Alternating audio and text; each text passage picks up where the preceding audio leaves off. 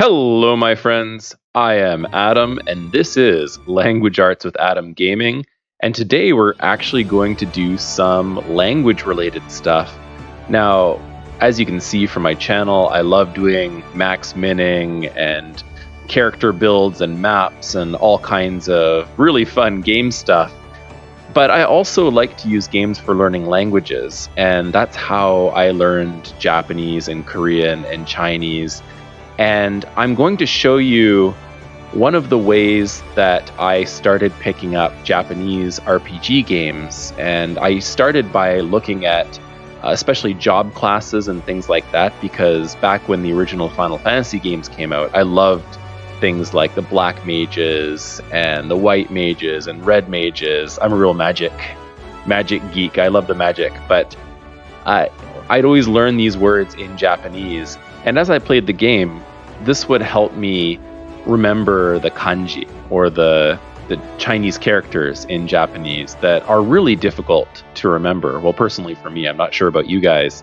So what I did here is I went through and I have basically listed out all of the jobs and the kanji and what the pronunciation of each kanji is and the meaning of them, so that if you go to play Final Fantasy XIV, which is what this list of jobs is from, or any other real mainstream RPG, you should be able to know what the jobs are. And if you see the Chinese characters for them, the kanji, you should be able to know what those jobs are. So you should be able to have some more fun if you're playing like Octopath Traveler or whatever else.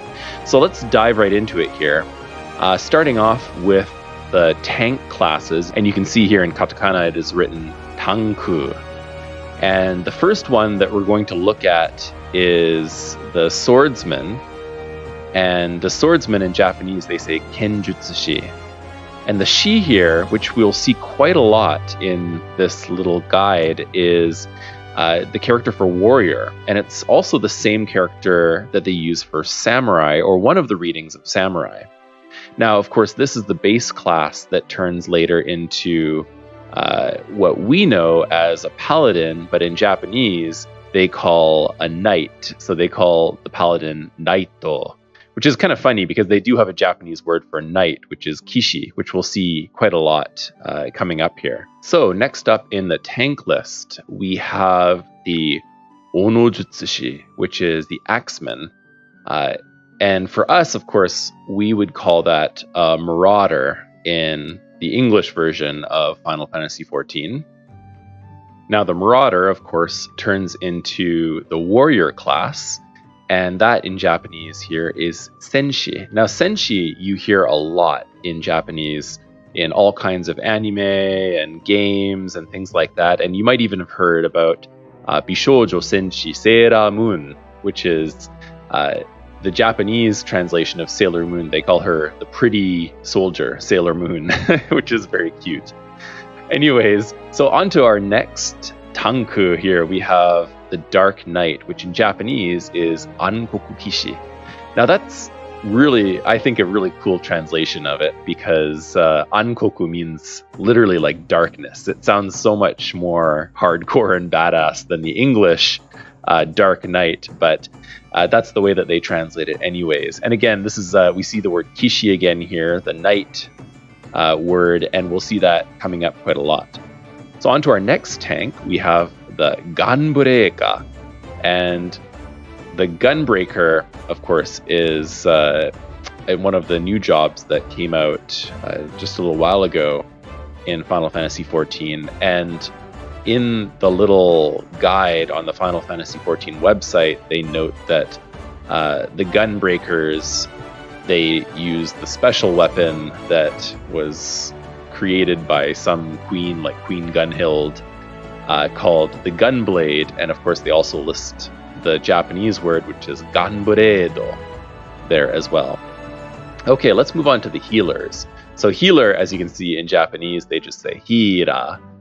And the first one we're going to go on to here, and this is kind of interesting because in Final Fantasy XIV, a lot of the first tier jobs that move on to second tier jobs, they're named after jobs that exist on their own in other games, like in Final Fantasy Tactics especially the Game Boy Advanced ones. So for example, the precursor of the White Mage is the Illusionist. In Japanese, they call it a Genjutsushi. And you've probably heard Genjutsu before from anime like Naruto, like Genjutsu, the illusion-style ninjutsu. Now, in the English version, of course, we call this first tier of White Mage a Conjurer. This might be because Illusionist is its own separate class in Final Fantasy Tactics. And it is such a broken, amazing class, on a side note. But in any case, yes, so this word, they use the word Genjutsushi for Illusionist here. Now, for the actual White Mage, of course, one of the most iconic Final Fantasy jobs ever, we call the Shiro Madoshi. And Shiro, of course, meaning white, and Madoshi meaning like a magician.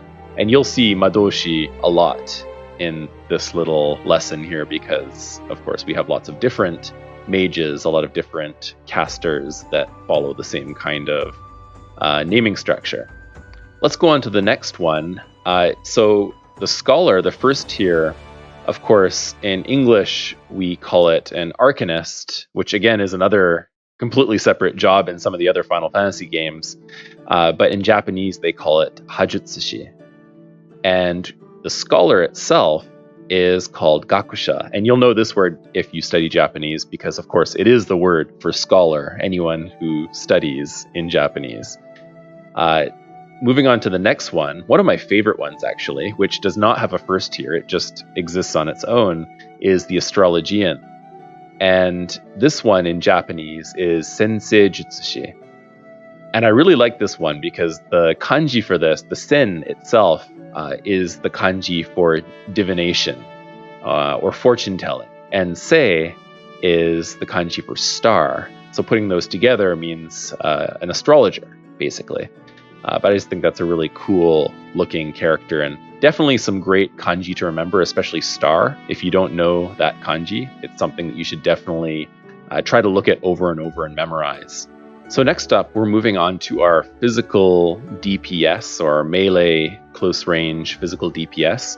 Now in Japanese, they call this group Kinsetsu Butsuri, which is really cool because if you look at the kanji for it, Kinsetsu means up close or nearby, and Butsuri means physical. So nearby physical attack, of course.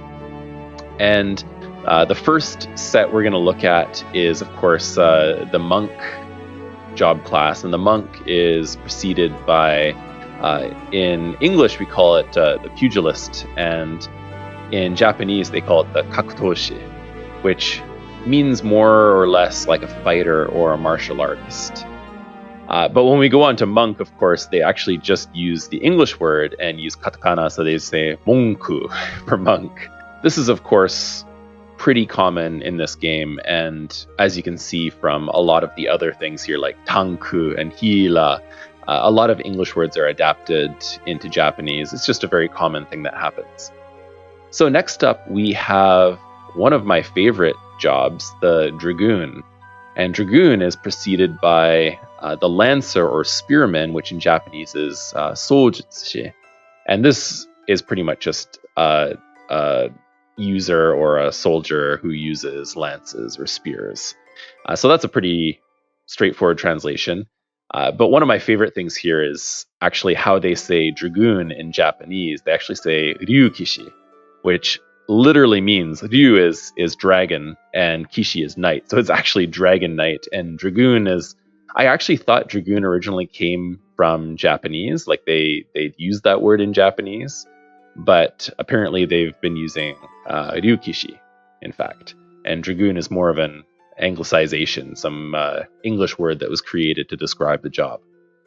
So next up, another really funny kanji is for the precursor of the ninja, which is the rogue, which in Japanese is Soukenchi.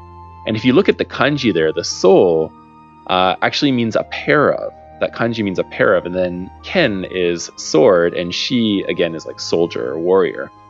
So it basically means a pair of swords wielding soldier kind of thing, which makes sense. It's a very literal translation. In this particular case, I think I might prefer the English translation more than the Japanese one. But then, of course, we get to ninja, and ninja, of course, is a word that we've borrowed in English from Japanese, so that word is the same in both.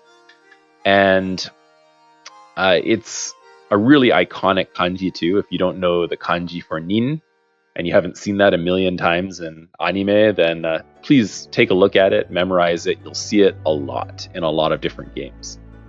Next up, we have another standalone job, which is the samurai. And samurai is a really cool kanji as well. It's, as you can see, it's one whole word, but one kanji. And that's because this word originally comes from a Japanese verb, saburao, which means to serve. Because, of course, samurai originally existed solely to serve the shogunate, to serve their rulers back in the day. So samurai literally means one who serves, but again, this is another word that we've borrowed from Japanese. Now, next up, we're on to the long-range DPS. And again, this is a very literal translation. Enkaku butsuri. Enkaku means at a distance. And butsuri, again, means something physical. So our first one up here, of course, is the lovely bard. And the bard is preceded by archer.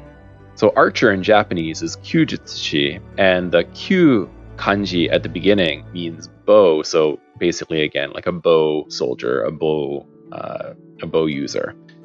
And I really like the kanji and the translation for bard. So bard in Final Fantasy XIV, they translate it to ginyu shijin. And if you separate all of these characters, it basically means singing, traveling poet, which is so incredibly accurate. I think that's such a great description, and it's so awesome that they can fit that entire description into one word. But yes, that's what a bard is in Japanese, ginyu shijin. Next up, we have another standalone job, the machinist. And machinist, very straightforward, another straightforward translation, kikoshi, which is literally just machinist, someone who works with machines, an engineer even, some might say. And that's just a very straightforward one. Next up, another standalone job that just came out recently, which is the dancer. And this one is an extremely straightforward translation. First, you have the kanji, or the word for dance, which is odori. And then ko, which you might see at the end of a lot of Japanese words. Ko itself means child, but it's kind of like a cute way of saying person sometimes. So when they say odoriko, it's kind of like a cute little dancer. Like if you ever think of that, you're my tiny dancer kind of feeling to it. But very straightforward. Again, odoru, the verb for dance, very common word in Japanese. If you don't know this, try to look at this character, memorize it, play dancer in the game, and really try to get these kanji into your brain so you can remember them. Next up, we're on to our ranged magic DPS. Of course, once again, using the word for at a distance, enkaku, and the word for magic, maho. So anytime you see maho, and you see maho all the time, if you search up maho on an anime website, you'll probably get 20 different anime with maho in the title. So again, just ranged magical DPS user. And they actually use the word DPS in Japanese, which if you don't know, it means damage per second. And this is a very common term in RPG games and a few other types of games as well. It just means the measurement of how much damage you can do per second. So the first up in this category that we have is the thaumaturge, or magician. Of course, the Japanese translation is just magician. They say jujutsushi. And it's the word they use for magician. I've always wondered why they don't say mahoshi, but they do have some other words that are kind of along those lines in Japanese. But in any case, we use the word jujutsushi in Japanese, and that's what these kanji stand for. And of course, the thaumaturge and magician turn into one of my favorite jobs in the game, if not my favorite, the Black Mage, another extremely iconic Final Fantasy job here. And the Black Mage, again, using the same kind of basis that we use for the White Mage, except this time we're saying kuro instead of shiro, so kuro madoshi. And of course, that just means black mage or black magician. Next up, we've already talked about the arcanist, because arcanist turns into both the summoner and the scholar. And the arcanist, once again, is hajutsushi, which for ranged magical DPS turns into the summoner. Man, I don't want to take it back. I think black mage and summoner are probably my top favorite jobs in Final Fantasy. But summoner in Japanese is shokanshi. And this is another word that you see a lot in anime. You see it all over the place. A great thing to know about, great word to know. And next up, of course, you can probably guess what red mage will be in Japanese, because it's along the same lines as black and white. But in this time, we're using the word aka, which means red. So akamadoshi for red mage. And this is another standalone job in Final Fantasy. And last but not least, we have another classic Final Fantasy job, which is the blue mage. In Japanese, it's Ao Madoshi, once again following that same Madoshi structure that we've seen many times before here, and Ao meaning blue. And that's all of the jobs. So I would really encourage you to go into your Final Fantasy. You can go into the options when you first load up Final Fantasy XIV, or if you go into the menu of a lot of Final Fantasy games or other RPG games, you can choose the language, and you can go back and forth between English and Japanese, and just try to play a bit, and try to, if you're just trying to learn the jobs, just focus on the jobs. Don't focus on everything else. You don't want to get overwhelmed.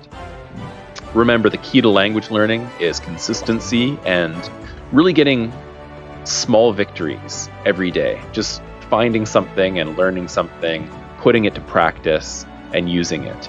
And if you can do this for a while, then eventually you'll be able to learn all of these job names. You'll remember all of the kanji. And when you play Octopath Traveler or Bravely Default or any other RPG game, you will be able to jump right into it, and you'll get confidence knowing these words. And this will give you kind of a nice little launching point to get into Japanese games, along with, for example, knowing about some of the words about character design that I mentioned in another video. All right. Next time, we'll look at some other things. I might even feature some video of me playing on some Japanese servers, speaking with some Japanese people, and we'll talk about some more rudimentary Japanese words that we can use to play and enjoy some Japanese games and learn language while gaming. All right, I hope you all enjoyed this. Once again, I'm Adam. This is Language Arts with Adam Gaming. Stay healthy and use games. Learn smarter, not harder. See you guys later. Bye-bye.